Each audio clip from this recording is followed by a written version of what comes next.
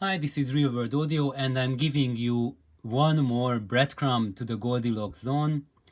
And the previous video, Atmosphere gave us the clue to what sort of output power we truly need to have an optimal sound system. And he said basically we need 95 dB reproduced, and that needs to be at 20% of the full power of your system. So what does that translate to? 20%. If we calculate then the 100%, we need to add 7 dB. So basically you need 102 dB reproduced to feel, so that your stereo feels without stress, even with quite loud music. And how are we going to get 102 dBs? So for example, one option is you have a 1 watt amplifier and 102 dB efficient loudspeaker. Then that will give you that take you into that Goldilocks zone. So let me see.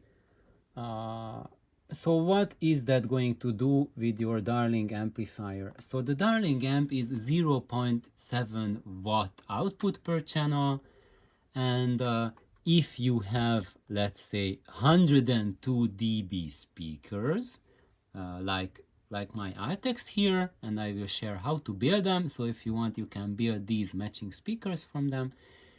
It means that it will be able to give you 101 dB at its full power, because that 0.7 watt, it means that you have to knock 1 dB off from the speaker's rating to get what it's going to be the max.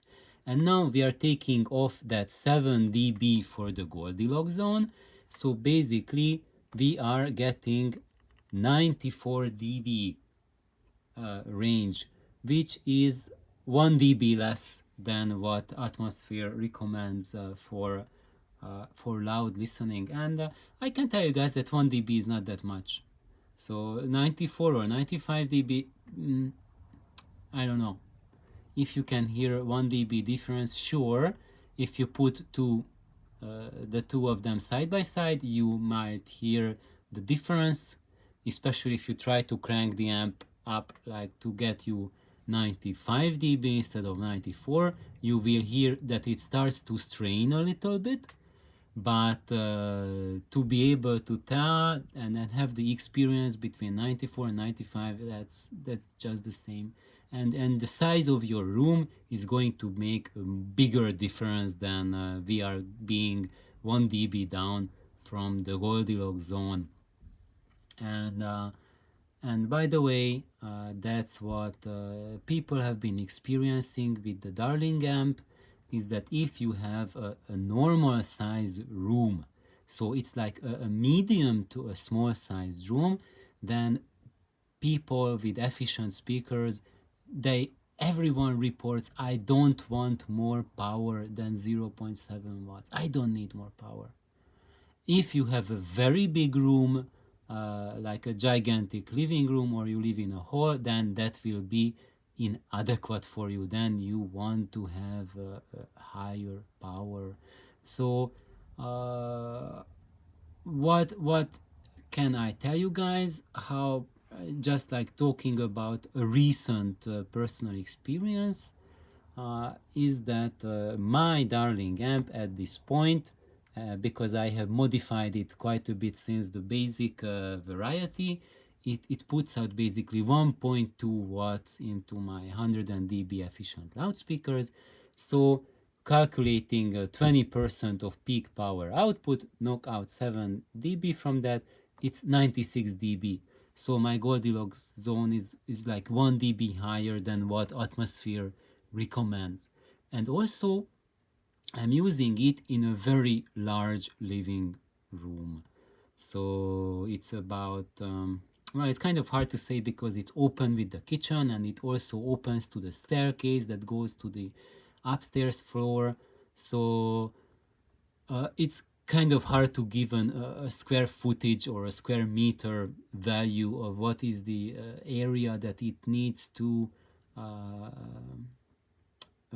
louden up with sound, but it's a relatively large living room. And I can tell you guys that despite that 1.2 watt power rating, so what I'm getting with 1.2 watt in a very large room is the same thing that you would get with a 0.7 watt at a medium size living room, let's say like 4 meters by 7 meters.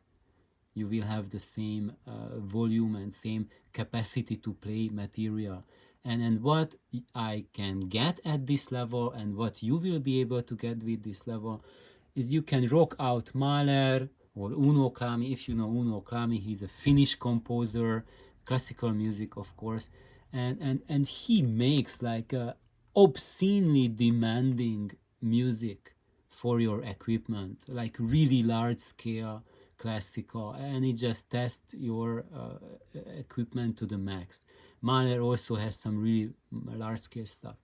And side chamber, what on earth is that? So this is something that I listen to from YouTube, and it's a YouTube channel, and he or she, I don't know, he or she creates some music which is like ambient trance DJ. I don't know what genre he represents. Maybe 29 or Craig, you guys will know and identify it, but it's some sort of like electronic liquid music that has a pretty decent dynamic range, and it also has like really deep frequencies in it. So if your system can reproduce like 20 hertz and lower, you'll be really treated to something special, and it can put quite a bit of demands to reproduce properly. And yes, it can do that. Rush, of course, everyone knows, 3 guys make as much music as you would expect from 30, no problem. Pink Floyd concert sounding live like you are being there, no problem. So despite this meager power rating, when you have very efficient loudspeakers, then you can cover this Goldilocks zone, and this amplifier will be good for you, not just for listening to a single female vocal late night at soft volume, but you can also rock out if you want to. Provided you have a normal hearing, and rocking out doesn't mean you want to actually bring down the walls. You just listen to it like at a normal live. It will give me, it gives me the experience to experience all of these with the full experience that I'm getting at a live classical concert, for example, and I do not feel that I would need more volume. With my push-pull amp that has higher power output, I can go significantly higher volume than what my Darling amp can give me, but I would say it's totally unnecessary. Sometimes I listen to it just for the thrill of it at those high levels, but I can tell you guys, I listen to that high SPS maybe once every 3 months. That's the frequency, or not once, maybe I just go on for a couple of days and listen very loud music for a few days, and then for several months I don't do that anymore.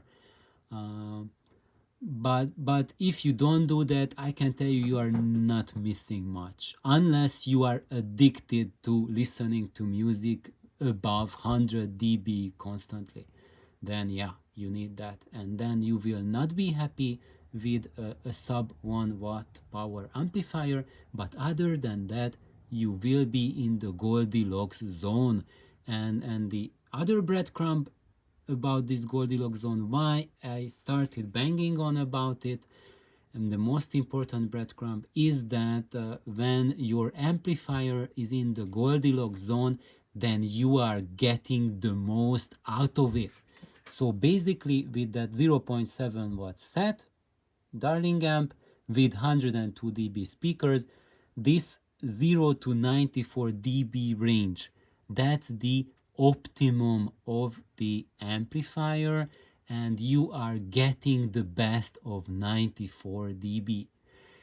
Now, if you have a 1000-watt amplifier, then the Goldilocks range for that amplifier will be way higher. And it means that your amplifier will not be happening at low power levels. It will be suffering when you are asking less than 1 watt output from it. It will not sound, it will sound anemic, it will sound lifeless. You have to crank the volume to get it to the Goldilocks zone to sound it right. And if you have a high power amp, it's not just that it has a lot of power reserve, but it demands you to crank the volume up to get the most of it. And just think about your situation. If your family and your neighbors allow you that you can listen to music hyper loud at all times, then you will be happy with that type of solution. If your situation is such that you need to restrain the SPs, then you will be much more happy with this if you stay in the Goldilocks zone of a low power amplifier. So I hope this is a little bit useful for everyone, and please like and subscribe my videos if you like them, and that's the only thing that helps my channel for YouTube, so that's the only thing that will allow for new people to have access to my channel, because YouTube is not showing it to new people. I am not monetizing my channel. I'm not getting any money, any benefit, any returns. When you see advertisements, that's what YouTube puts in without my permission. They just put it because they changed their company policy so they can pepper any YouTube content with commercials they want, and they collect money for it. It's for your entertainment only, if we call it entertainment. So what I'm saying is that the